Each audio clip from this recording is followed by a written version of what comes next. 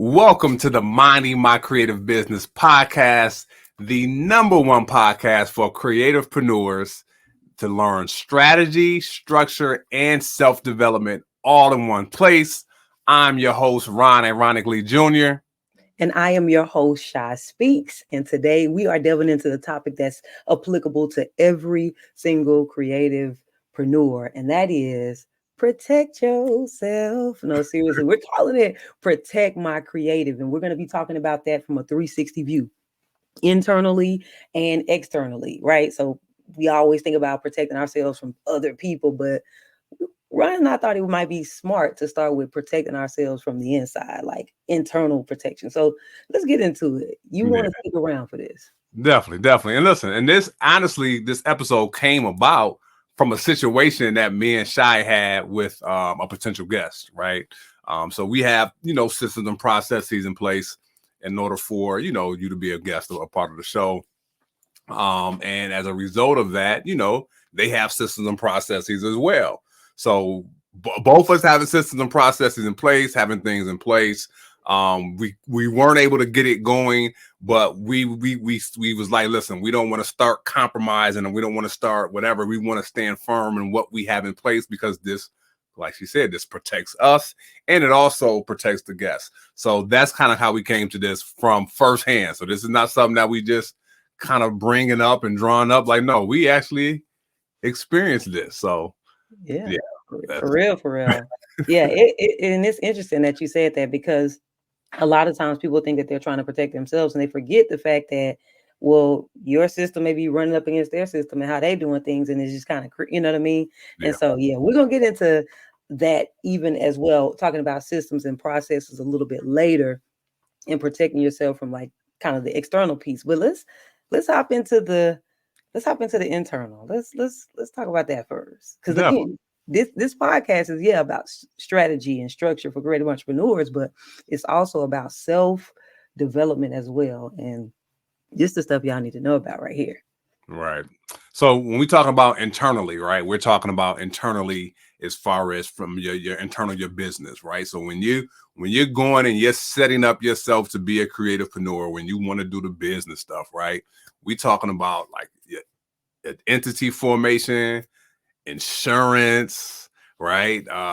Backup of content, things like that. We're going to talk about like the importance of having and protecting your IP, right? So for y'all who don't know, IP, it stands for intellectual property. So we're talking about trademarks, if you need that, copyrights, right? Patents, things like that. So you want to make sure that those things are in place to protect what it is that you're doing. Because I would hate for you to create something, you spent time and energy to create a phenomenal product or whatever it may be. You may have came up with a new way of doing something, an innovative way of doing something, but you don't protect it. So then somebody else comes along who does not have the level of integrity that you have and takes it and claims it for themselves. And now you miss out because you didn't do your due diligence. And we see it all the time, right? So these are some of the things that we're talking about internally. So go ahead. And I want to add to that with when we talk about some of those things, you mentioned a series of them. So I want to break it into like two categories. So some of those things are things you have to do one time. So when we're talking about protect my creative internally, this is not something like I'm always on the defense and all that kind of stuff. It's like, no, but just take time to get things set up one time. Things that you can get set up one time is really the foundation of the business. So before we talk about all the other areas that you can protect yourself, we wanted to start right here because how is your entity formed? Do you have an LLC, right? So that's the first order of business because you can protect your personal assets from your business assets by creating that entity in between, that LLC, right? So that's the first level of protection right there. I just want to make sure we're clear. These at one time. Right. But look, and even that, so if you let's draw for y'all what an asset is, because I don't want to assume that everybody know, right? We know that that's basic for some people, but once again, you're a creative, right? You're just trying to create. So you may not understand what assets that you may have. You're like, I ain't got no assets, but no, listen, if you own a home, your home is an asset, and if you do not have if you don't separate yourself right from your business, somebody can sue you for some business work that you did, and now they have access to your personal assets. So you want to be able to separate your personal assets. And like Shy was just saying, you want to go ahead and set up, whether it's an LLC, S Corp, you got C Corp. So you want to do your due diligence to find out what is the proper structure, right, for you to be able to set up so where you can create some level of, once again, protection. That's what we're talking about. You want to set up that protection, right? Because I would hate for, once again, you to do something, somebody to sue you, and now they're coming for your personal assets.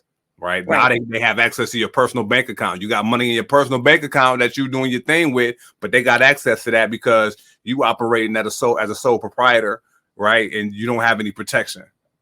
Yeah. You operate as a sole proprietor. That's the main thing. Sole proprietor. I don't have a separate business account. I don't have a separate entity that this work is being done under.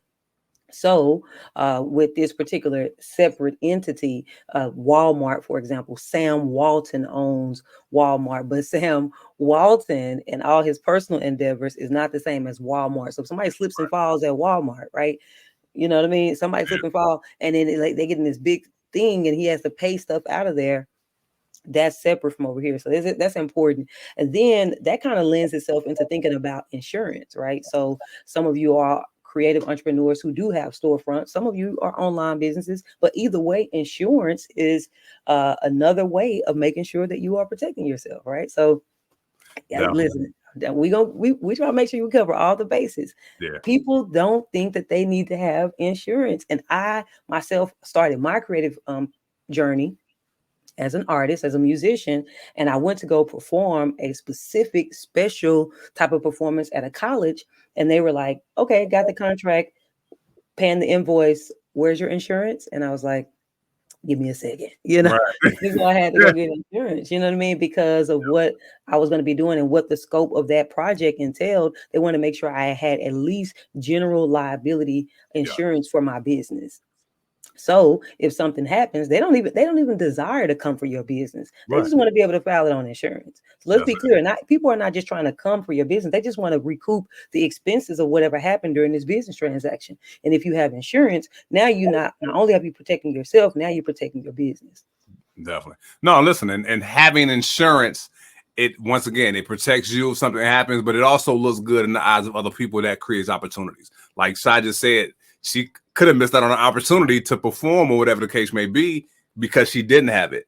The same thing with me. I had an opportunity where I was able to get some additional funding, but I wouldn't have got that opportunity with the funding if I didn't have that insurance. So it was like, same thing. Where's your insurance at? And it was like, okay, let me send you this general liability, right? And once again, and we get it. Sometimes people look at that as another expense, another expense, which it is an expense, but it's one of them things to where people say you don't need it until you need it. And you never want to be in a position where you don't have it, because that's a different conversation. So it's like, once again, just be mindful. Like, yes, make sure, especially look at what industry you in. But even if you're in an industry where it's like, well, I really don't need insurance. Yes, you do. If you're a creativepreneur, you need insurance. Make sure you get insurance. Right. And I put this under the one-time setup category because there are some items that are ongoing assets that you have to protect and things that Ron mentioned. And we're going to talk about those. But when I say one-time setup, is usually called insurance. Get the insurance. You pay it for 6 months or pay it for a year. You pay it on a month-to-month basis. But again, you just set that up one time. Now, I do want to clarify that there are certain industries where having ongoing insurance in that way may not be the right thing. So we're not attorneys. This is not legal advice or any of that. But I would say, for example, I present a festival, right? So presenting a festival is a creativepreneur type of business.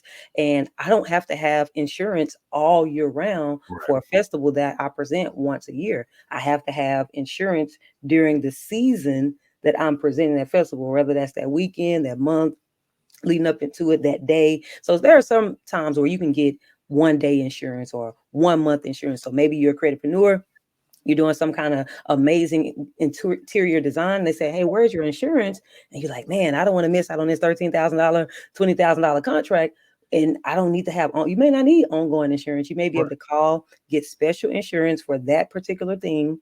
Right. Get it set up one time for 30 days straight. You're insured to go in and deal with whatever you're doing inside of that place. You know what I'm saying? So it's there are special use cases, which kind of creates like this ongoing situation. So I want to move on into like the ongoing pieces. So Ron, you mentioned some of the other stuff. So go back and reiterate things that they would have to do to protect themselves on an ongoing basis.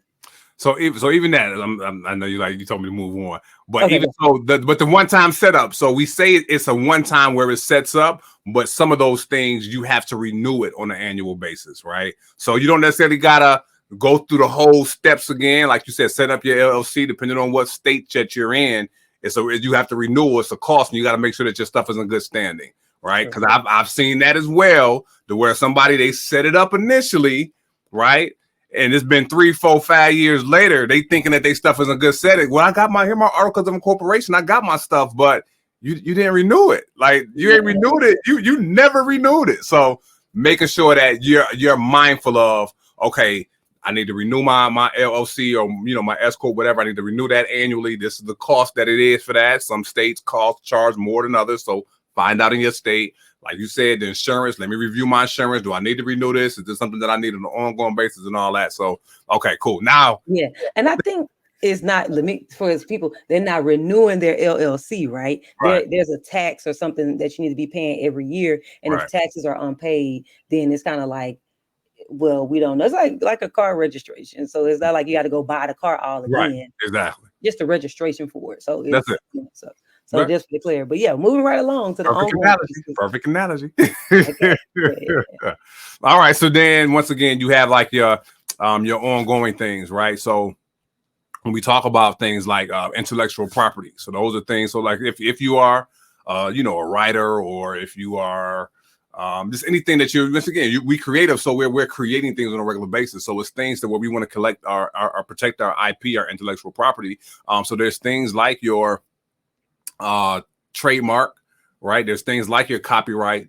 There's things like patents. So, and once again, consult somebody can give you legal advice to kind of let you know those things. But normally with a copyright, so she's an artist. I'm a producer. If we were to do a song, right, we want to make sure that song is copyrighted and protected. We want to make sure the lyrics that are written is protected. We want to make sure that the music from the production is protected in the song itself. So that's something that you would get copywritten. You wouldn't necessarily trademark a song. You would copyright a song, right? Trademarks normally goes for like logos or your brand name and things like that. That's something that you would trademark. A patent is if you have an invention where, okay, I invented this new microphone that can, I don't know, whatever. Right.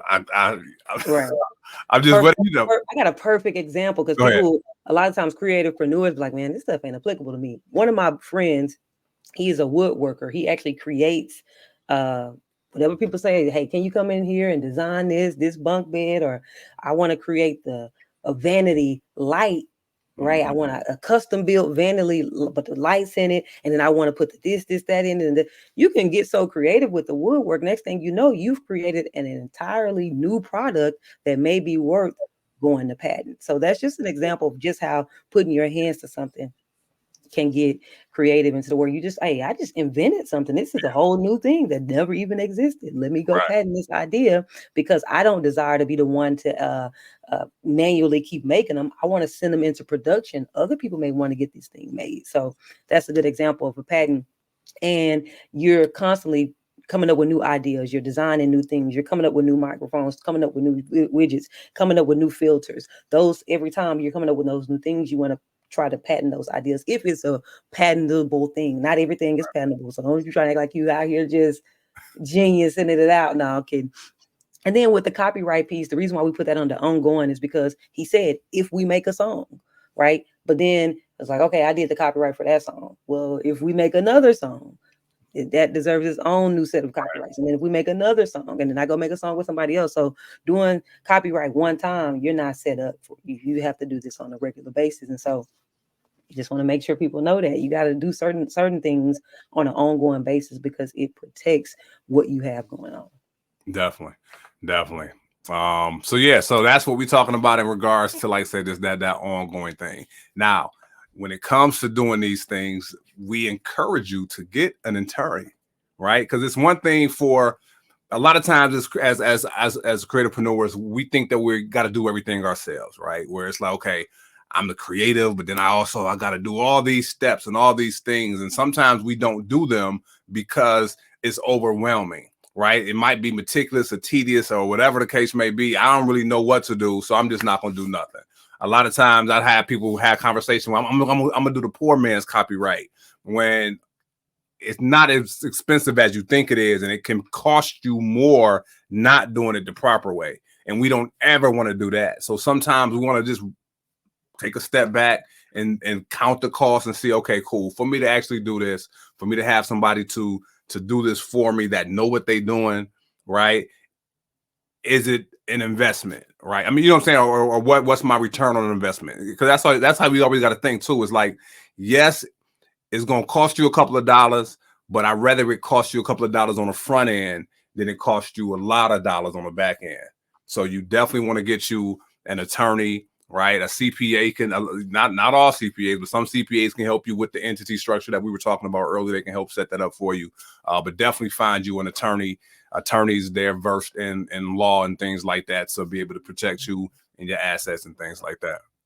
I want to add some context to what we mean when we say have an attorney to protect your creative, right? So we're not saying like you go find Johnny Cochran and you put him on a retainer for $10,000 a month, and that way, in case anything ever happened, I don't even who I can't spot Johnny Cochran if I seen him. I remember growing up, he was the lawyer that people would always talk about, So I'm being silly when I say that. When you go find some random lawyer who you feel like is just this hotshot lawyer, they're very expensive, and you have to keep them on a retainer forever and ever, and you're not even utilizing them. Right. What we're saying to protect your creative internally is just at least have an attorney, someone that knows your industry who you can consult, right? So should things happen, I can go to this person quickly. I have a relationship with them, and I can consult them about this matter.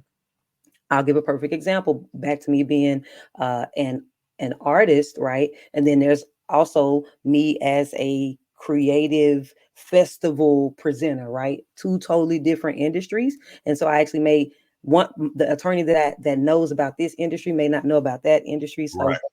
Have to find somebody to consult about these things. Now, when it comes to music, I have somebody who I have a great relationship with, and should things happen, we have a certain rate that I get to have that she consults me on, versus if I didn't have that relationship, I'd just be hit, you know what I mean? So that's the type of thing I want to talk about. So for me, if I round up running into a deal with a TV situation or a movie, or a new label is trying to sign me, some big opportunity that involves this massive entertainment contract, she can look over it. She and I can talk about it. She can explain it to me. There's a rate for that. I don't necessarily have to retain her all year for that. So we just want to encourage you to find somebody that you can consult. At least scan the perimeter, scan your industry, and say, hey, you be somebody great. Let's sit down and talk about that. What do you charge to go over this? What is that? That's how you protect yourself. Yeah. No, that's it. That's it right there. Do your due diligence. Do your due diligence, because all the lawyers don't do the same. We see lawyer, we see attorney, we think it's a one size fit all. No, you got some that are versed in other things. So no, that's good advice. I like that. So that kind of, and that even talks about, so we talked about just kind of being prepared. We mentioned before being prepared for opportunities that may come up, so that you don't miss out on opportunities. I remember there was a situation where there was a young lady who reached out to me. She called me Uncle Ron. She's like, Uncle Ron, I had a situation with my artist. They posted this song, and it was just a song that they created. They didn't copyright it. They didn't register it with their PRO. Like, they didn't do all of the things that you do when you release a song. It was something that they just put on their SoundCloud. Well, a huge corporation heard the song and wanted to put the song in one of their commercials. So because they did not take care of everything on the front end, right? Mm-hmm. Opposed to, so this is how the call should have went. Hey, we heard your song. We want to put your song in a commercial, blah, blah, blah, blah. The conversation that went great. Send over the paperwork. Let's make it happen. That wasn't the conversation. They were like, okay, cool. Hold on. Right. And now they're trying to scramble and see, okay, what do we need to do? We didn't do this. We didn't do that. Like, all these things that it ended up working out. But yeah, I don't know if y'all know, the industry moves fast, and they not that patient all the time, right? So this situation, they could have missed out on a great opportunity because they didn't have everything in place. The song wasn't copyrighted. You know what I'm saying? Like all these things that we're talking about that we're encouraging you to do is to protect your stuff, right? And it's a good thing that the company didn't just take it and steal it, because the company could have caught wind of, oh, they ain't got this, let's take it, boom. Or we at least take it, we give it to another artist, had them copyright it, had them perform it, copyright it. You know what I'm saying? All these things. And listen, and they got big pockets. They could have, if you would have sued some, you know what I'm saying? They were like, we'll take our risk. Right. Exactly. No grounds. So that's why it's like, yo, it's listen to us. Do your due diligence and protect everything that you have. Like, you're spending time and energy to build and create this creativepreneur empire that you're doing, right? Even if it's not, let's say it may not be as huge as, you know, Interscope or whatever the case may be, but whatever you're doing, it's still you putting time and energy in it, and you just don't want it to just dwindle away, or it crumbles because somebody else takes advantage of you because you did not take the time to, let me do this the proper way. Let me set this up. Let me set this up this way. Let me make sure this is copywritten. Let me make sure this is trademarked and all that. Yeah.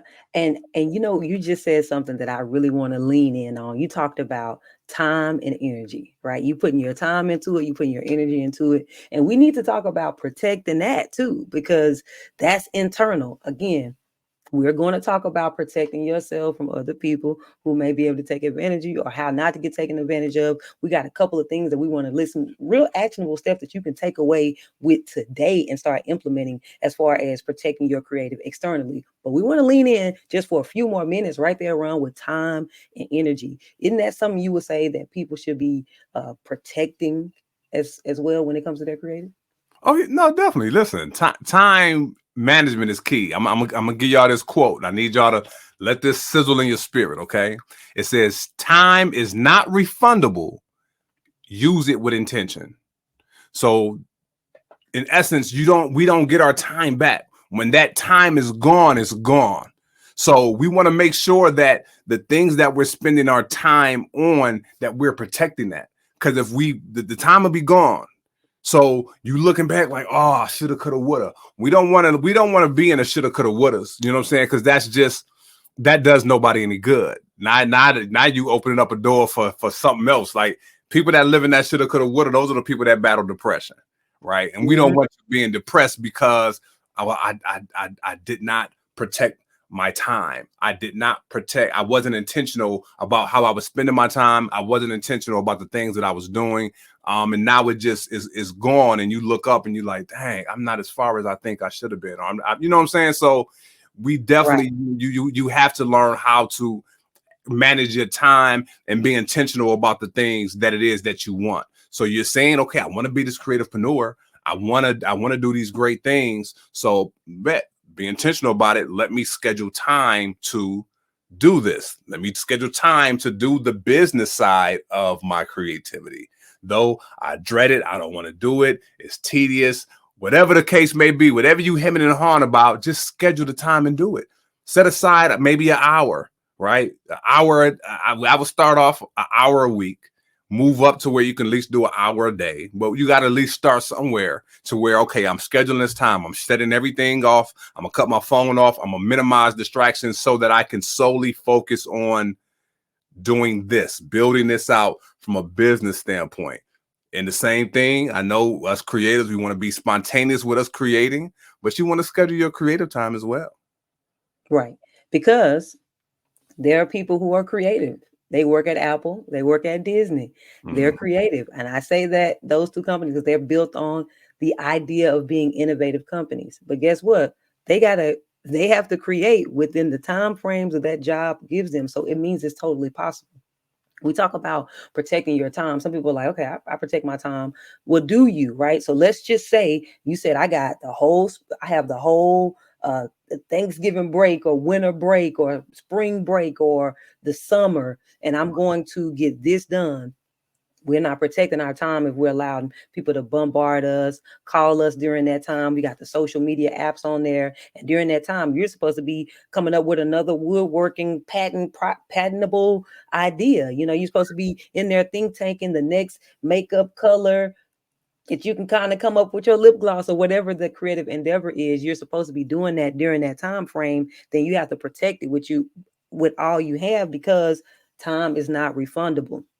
The product you create, the service you do, but the time, yeah, you can't refund that. Like it's just not. You like, I got my money back, yeah, but you didn't get your time back. And the reason why your time is important as a creative entrepreneur is because, like Ron was saying, you have creative energy that you have to pull out of you. So I want to actually even encourage you to protect your creative space, your head space, protect your emotional space. So again, time is all protected, but now you all depressed during the spring break time slot that you were supposed to be writing all the songs or creating all the new widgets or designing all the new service plans or whatever, because you didn't protect your emotional space, you didn't protect your head space. And it takes some of that to really tap in like you really want to creatively. So we want to make sure 360 on the internal, you are protected from IP, from trademarks, the copyrights, the patents, the time, your creative energy,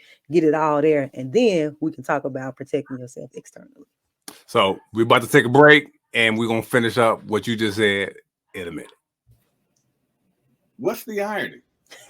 It's because it's us in different color clothing. I mean, listen, we've been doing a lot of talking and we want to make sure that you have an opportunity to make a statement as well. Because we've seen people make statements with their athletic apparel. We've even seen people make statements as entrepreneurs. But one thing I haven't seen is somebody make a statement as a creative entrepreneur. So what we've done is we have given you an opportunity to make a statement as a creative entrepreneur.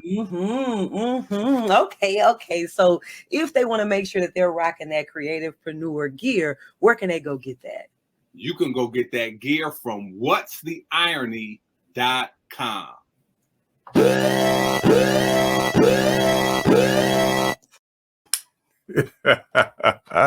We had to pay the bills, but we back. We are back.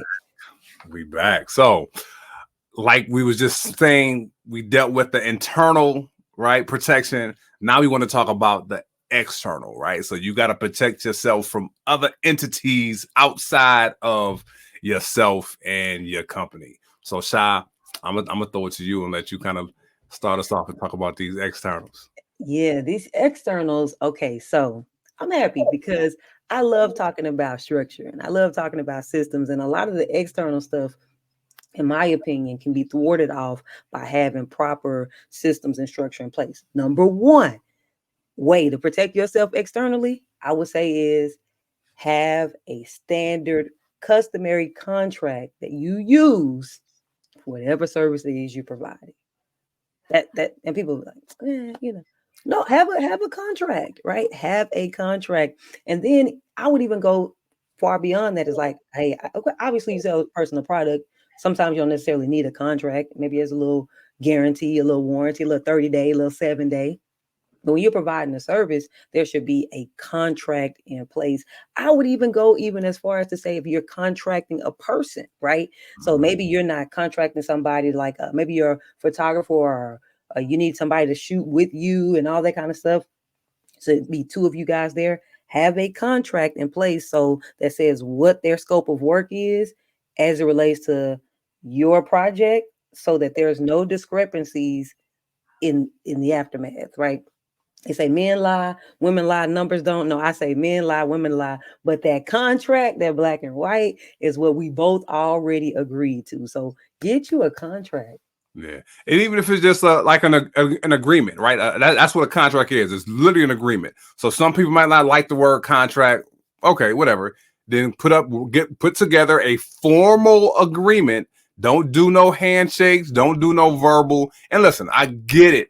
Some people may get turned off by that, but that's on them, right? It's like, if this is your process, that's your process, and don't alter or change your process because somebody might feel some kind of way. You may need to then alter who it is that you're marketing to and find those people who don't have a problem with signing said agreement or said contract, because once again, it lets them know what they can expect, and it protects you and it protects them at the end of the day. It's a mutual beneficial document. Yep. And I like what you said about that language, agreement versus contract. And sometimes and you think of contract, you think of some long, lengthy thing. An agreement could be like a 1-page or a 2-pager. Right. Now, of course, there are some long, lengthy agreements, but you can make it very simple. And the cool thing about having a contract or a simple agreement that you're using over and over, you can go ahead, take that contract, slide it over to your attorney, say, hey, can you review this and make sure this is straight and this is legit? And they're like, oh, yes, it's great. And once it's lawyer approved, you keep using that over and over and over. And you're doing everything legitly. So going back to protecting yourself. Another way, number 2, is to collect deposits or milestone payments. Hey, say it again, Shy. I don't think they heard you. I'm just saying, for the people in the back, one of the best ways to protect your creative from an external point of view is to collect deposits and milestone payments. Let me break that down. Deposits, that just says that, hey, before we can start the work, there's a certain amount of money that I need you to put down before we even get going. A lot of times it's customary to say 50% up front and then 50% once I've rendered the service, right? On the day of, I'm going to come in and I'm going to finish the painting and the mural that I drew on your kid's bedroom, because maybe that's your creative. I'm going to get 50% up front, and then I'm going to go ahead and on the day of, the day that's due, not later on, not tomorrow, is due today, right? And get that remaining 50%. And so now you've collected your funds. I've heard so many people say, man, especially for me being on the musician side, like, man, I've been out here and I wound up doing all this show and I traveled all this way and I didn't even get paid. I didn't get no money and da-da-da-da. And it's like, and I'm thinking, no money? You know what I mean? You didn't at least get the deposit? And they're like, oh, we didn't ask for a deposit. No, listen here. Do not block any time off your calendar if you ain't got a deposit. You're doing yourself a disservice if you add that to your calendar and you ain't received no deposit. You know what I'm saying? Like that's what the deposit is for. The deposit is for me to go to my calendar and say, I'm going to do said event, or I'm doing said project this day, and whatever the case may be. Right? If they don't pay a deposit, then you don't add it. Because what's going to happen is, and I've seen this happen before too, where people saying, yeah, we want you to do blase splee, right? They don't pay the deposit. You didn't block the time off, or whatever the case may be. And now they ghost, they MIA. So now you then block the time. Can't nobody else book it, and they ain't paid you no money. We don't do that. No. Yeah, we don't do that. No. All right. So one other layer that I want to add here. So I am actually part co-owner of an event space, right? I'm a co-owner of an event space. And with that event space, we collect a deposit. Going back to what Ron was just talking about. The reason why we collect the deposit, if somebody says, hey, I want to have my quinceañera at your event on said date. And we're saying, in order for us to take that date off the calendar for nobody else to book, go ahead and put a deposit down. We'll hold the date for you. It's a security deposit. We'll secure the date for you. That way, when somebody else comes along and says, hey, I want to go ahead and pay right now, all the money up front, it's like, it's okay. I don't need all the money up front because I at least already have a deposit from this person and they asked first and they want to get it done. We do have another date available for you, right? So that's important. And it kind of sounds like tough and it kind of sounds like a stickler, but it's really not. It's really just, it's just to secure something, and it's okay. They want to secure you.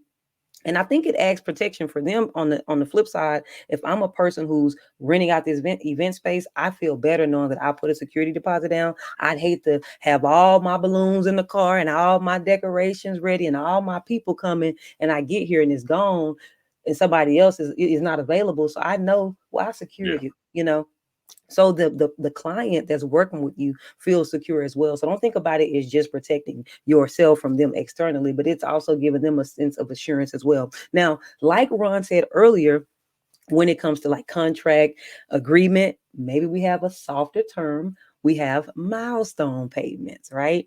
So milestone payments are a little bit different than just a hard 50% deposit up front, 50% later, right? Milestone says, based on this project, you'll pay us according to set certain milestones that happen. Remember the example that I gave with you are a painter and you're a muralist and you did some type of special painting in the kids' bedroom. Well, maybe this particular client didn't want you to just do one bedroom. They want you to do the living room. They want you to do their office space. They want you to do so. You may have about 4 different rooms that you're doing. So what we can do is, hey, 25% is due up front. That's the first milestone. Once we've done the kids' room complete, you pay that one. And then we move on to the next layer of the project. We're going to go ahead and do the bedroom. Boom, that's complete. You give us the next 25%. After we go ahead and do your office, boom, we're going to collect the next 25%. So at this point, you've collected 75% of your funds. The cool thing, though, for them is you've done 75% of the work. So you don't wind up getting to the end of this project. You spent hours doing all of this creativity, and then you don't wind up collecting anything. Right. Even if they stiff you on that last 25%, again, because you guys were going according to milestones, you at least collected the 75. And the cool thing about milestones is it just makes people feel like we're going to be checking in about the scope of work in the project. So it's like, hey, yeah, we did this. Okay, we're moving on to the next phase. And it just creates a better line of communication, and it's more streamlined. So if you're against the deposit, you maybe want to implement milestone payments. Yeah. And I hope y'all see how the agreement or contract piece goes hand in hand with that deposit piece.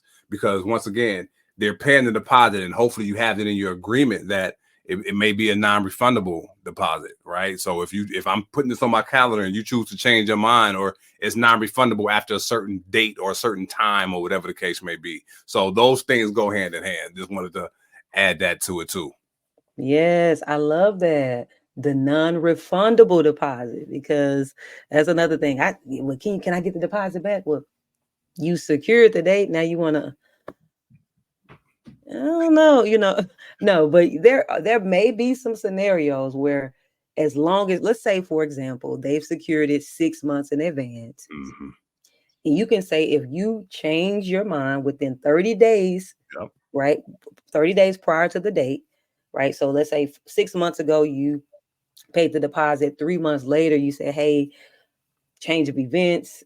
This person is not having a quinceañera anymore, or whatever.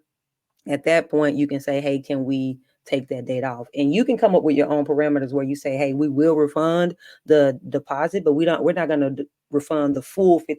We'll give you half of it back, or something like that. Because in the meantime, we did hold the date for a while and we missed out on those people. So there may be some parameters that you can put there as far as what a refund is. Some people just say, no refunds on deposits at all, because I take the deposit. It's another thing. I take the deposit and I use it to get my supplies. Right. I use it to get my materials. I use it to buy, to contract the people who I'm going to need to do this thing. Right. So it's a purpose for the deposit besides just protecting yourself. You're using the funds to get some things going. So if somebody tries to come back and get a refund on a deposit, but I had already bought all the paint, I had already bought all the supplies, I already bought the outfit to present at this and so forth and so on, then it's like, now I'm losing money. So that's why there's usually no refund or a time frame on when you can get that refund and how much you can get back. Yeah. And one thing too, that what ends up happening when you put these things in place is you start to wean people out, right? When people see you about your business, that's either once again, it's going to attract the people that you want to work with, or it's going to repel the people that you don't want to work with, right? If you can't sign this simple agreement, it's cool. It's no hard feelings. That's what I tell. Listen, if people don't want to sign an agreement, I don't take it personal. I get it. I understand. Thank you, but I'm not changing my agreement. We won't be able to do business in this regard, and keep it moving. Right. And then also, like you said, it's filtering out the clients. And we're going to talk about that a little bit more too, because we got to talk about screening clients as a way of protecting yourself externally. But when we talk about milestone payments, those should coincide with, like, maybe you present your project in phases, as I was talking about. So it's just kind of like, hey, you have a conversation with them. We've discussed it. Hey, this is what we do. This is the work. This is the outcome you're going to get. I like to take things in phases. The first phase, we're going to go over this, right? It's maybe branding. We're going to get your photo shoot done. We're going to get the second phase. We're going to work on your logo and the third phase. We're going to So you've let them know, you've set a precedence on a process that you're going to take them through. It should be no wonder when you say that what we do is at each phase, there's a milestone payment. So it won't be something hard to talk about, right? It's just a part of the process. So we can move on. We talk contract and payment for a little bit. Let's move on to something else that they could do to protect themselves externally. Well, no. So we talk about like online present management, right? So you want to be able to, so once again, we have websites. If you're on social media and things like that, we want to make sure that the reviews and the comments and things like that. I mean, now I'm not saying to hide unflattering reviews and things like that, but if they're in your social media and we know how ugly social media can get, you may want to, filter through some of those comments. You may want to restrict comments and things like that, because once again, it's about protecting your brand, protecting your image and things like that. Now, if you're getting some bad reviews because you're doing bad business, then hopefully you're taking that information, right, and you're doing something about it. So I don't know if y'all been paying attention to Keith Lee was in. Anybody know who Keith Lee is? He's this online TikTok presence, and he went to Atlanta. And he was been visiting different restaurants in Atlanta. Now we talking about policies and things like that, and he's saying some of these restaurants have some interesting policies, and it's been difficult for him and his family to eat at several of the restaurants because of said policies. So long story short, they've been getting some bad reviews as a result of that. Now, it will behoove those businesses to take that information and adjust and tweak based on the reviews. But you got some people that necessarily don't. So I'm not saying to try to shield yourself from these bad reviews. We want those reviews. But if it's something that's negative or something that, once again, that's hindering you from doing what you want to do, you want to protect yourself and go in and make the proper adjustments. Right. More so if you're people are making comments and that the comments are not applicable, they're not true. This is just a disgruntled person because this person has their own issues for whatever reason. You had 100 clients all year and only one person wanted to get online and give you such negative comments, then we understand that this is not how I do business. This is this person's take. And what a lot of people will do is I'm gonna just delete the comment. Well, those people who are that upset, they're gonna go find another area to leave a review on you. So you may have to get to the point where you actually have enough integrity and maturity to actually address the negative feedback so that you can protect your brand. I'll give you a perfect example. If you have been shopping for a house or specifically maybe even shopping for an apartment, you go on the apartment, you look at the reviews. If there's a lot of negative reviews, few good reviews, a lot of negative reviews, you're going to actually look and be like, I don't know about this, right? But then if you see on the review that the management company or the manager or somebody from the says, hey, sorry to hear about that. Give us a call so we can discuss it. Or they can say, hey, we tried several times to address this with you. Unfortunately, it's a disagreement on this. According to the contract, we couldn't do that. And we're just sorry that it couldn't work out for you. So now this company seems transparent. So I'm like, okay, this person was disgruntled. They tried. Or this person was disgruntled. They didn't know. So they said, call us so that we can rectify things that let us know that they do good business. And that's all we're saying for you. We're not trying to say shield yourself from negative comments. We're saying receive the negativity as an opportunity to improve your business. But on the flip side, right, don't just ignore everything. Address these things because it protects your brand. Because statistics show, somebody say statistics. I knew he was going to do it. Statistics show that 97% of people read reviews on local businesses. Not 97% of people. There's only 3% of the population is not reading reviews out here. If you're going to a new restaurant, you're like, I ain't never been here before. Let me see what they're saying on Yelp, right? That has become the norm at this point. Yeah. 97% of people read reviews, and you don't want them going there reading something about you, and it's this person is shaping the perception and the reputation of your brand single-handedly, and they don't even work for your company because they got something negative to say. No, you ain't about to get away with that, right? Because listen, I got another statistic. Somebody say statistics. Statistics show that 78% of people trust online reviews as much as they trust their friends and family. Like they take the reviews word for it as if they mama called them and said, girl, you should go eat over there. Girl, you better not use that fashion designer, right? Right. That's how important reviews are. So review management is what we want to just put out there for you to protect yourself with. And if you don't have time, maybe you hire somebody, put somebody on your team, and it's their desire to actually reach out to talk to the, because it's really not review management. It's customer experience. It's customer service. Service those people to the best of your ability. And if you can't, explain on that review, reply why. And people will be like, okay, cool, got it. Yeah.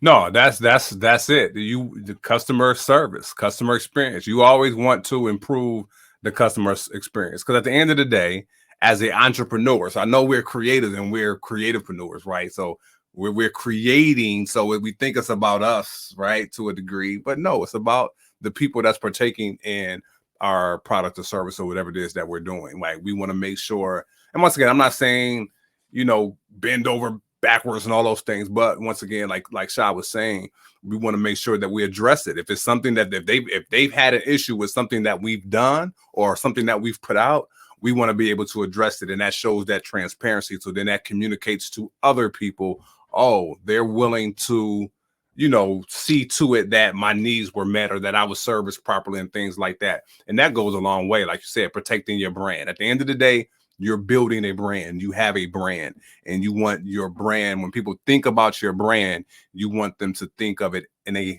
high way, right? We don't want them to think lowly of what it is that we're doing, right? Because now, like I said, back to the Keith Lee thing, is some people that now, as a result of that, they've done some damage to the brand because they did not handle it properly and things like that. So I love that, Sha. Yeah. And before we get out of here, I want to give you one more bonus. I need a button I can push that is just like, maybe not that. Okay, maybe not that. I need a bonus. I need a button that says bonus, right? Okay. But I want to say bonus. I just pushed a random button. That's how serious this production is right now. Mine and My Creative Business Podcast. Before we get out of here, one more bonus that you can apply to protect your creative externally, and that is familiarizing yourself and implementing, protecting not just your brand from a negative perspective, but maybe you're sharing your ideas with people in a positive perspective, maybe a manager, maybe a publicist, maybe somebody that's going to come along and kind of represent what you have going on. And you have to tell them the meat and potatoes of the business in order for them to understand, to determine if they want to work with you. What you can put in place is an NDA, a non-disclosure agreement. Go figure out what that is. If you do not already know, I'm telling you, it will change the game. It says pretty simply that, Ron, you want to tell me what a non-NDA is real quick? Like, listen, they're not able to, you sharing some top secret information with them, and they're not able to tell nobody else. They're not able to share with nobody else. They're not able to go and implement it without you. You know what I'm saying? It's like, if once again, it goes back and it's protecting your IP, your intellectual property. So yes, get you some NDAs in place and start passing them things out like Skittles, having people sign them, especially if you loquacious and like to talk. You need your NDAs. Yep, absolutely. So listen, that was just an extra bonus. I hope that this entire episode was something that you found useful. I know that over the years, these are things that I have had to learn or am still learning or taking time to implement. So it's not something that like, hey, Ron and I are saying we got it all figured out. We're not saying that. What we're saying is, hey, y'all, while we out here being creative in our entrepreneurship, let's make sure we're acting like true entrepreneurs and protecting ourselves internally and externally, protecting our time, protecting our creativity, protecting our intellectual property, protecting our assets, taking the time to protect our business from ourselves from our business, All of those types of things are important. Make sure that you're taking time to have a contract in place, especially if you do business regularly and you provide service regularly. Get a deposit, right? If you don't want to do a deposit, have a phase or a framework to how you do things and tell people that along the way, there are milestones, right? And then, man, we mentioned it, but we didn't talk in depth about it, but screening clients, right? So this is my process, this is my system, this is the structure that I do. And if somebody don't fit within that, that is a good way to protect yourself from a bad experience, because they can't even get with you from the jump, right? So let alone whatever service or a product or ideal or project you were going to do. So all of these things are great ways to protect yourself. And last but not least, your reputation online management, not just being on social media, making sure your colors look right, but making sure you're actually having a good reputation, not because people are saying positive things about you, but you're providing great service. All of these are valuable ways to protect yourself. Yes, yes. So listen, on that note, make sure that you are sharing, leave some comments, let us know your thoughts, leave reviews, because we need these things, right? If you have not already, we need you to join the Creatives Corner community, right? We have a Facebook community where there's other creatives just like you, just once again, just to help stay encouraged on this journey, because it is a journey and it gets tired, right? So please join a community. We also have a newsletter. If you go to the MMCBpodcast.com, you can be a part of the Creatives Corner newsletter and join the Facebook community. So do that ASAP. Don't wait, because we dropping jewels and gems inside the community and with the newsletter. So on that end, Shy is going to take us home with our closeout. And yeah, we want to make sure that we end every podcast, all of our time together, by making sure we recite this mantra. I want you to repeat after me. Come on, repeat after me. All it takes is intention, laser focus to mind my creative business. My name is ShySpeaks. I enjoyed your time. Peace. And I am Ron Ironic Lee. Until next time.